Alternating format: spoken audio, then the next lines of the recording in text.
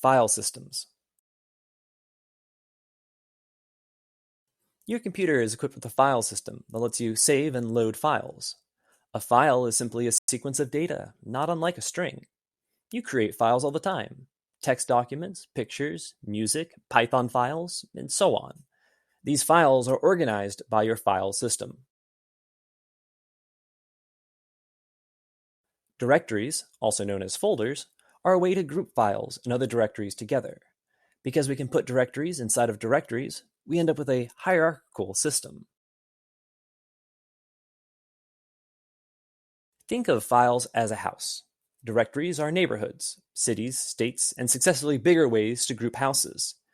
Each file has a unique address within your file system called its path. We use these paths to navigate files and directories, just like we would houses and neighborhoods. The full address for a file is known as its absolute path. The exact format of the path will depend on your platform, but typically they are a series of folder names separated by slashes. In Python, it is typically best to use forward slashes, since these tend to work regardless of the platform. Otherwise, you need to escape the backslashes with extra backslashes. Most modern programming environments like Thonny have a command line that lets you interact with the file system. These command lines have a current working directory. It's essentially where you are at the moment. In Thonny, you can check your current working directory using the pwd command with an exclamation mark in front of it. pwd stands for Print Working Directory. Note that this only works in the Thonny command line. It's not actually a Python command.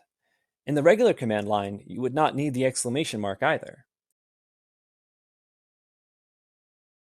If there are folders in your current working directory, you can reference them without writing the absolute path. Instead, the folder's path is simply its name. You can see a list of the folders in your current directory by using the ls command. ls stands for list, as in list the files.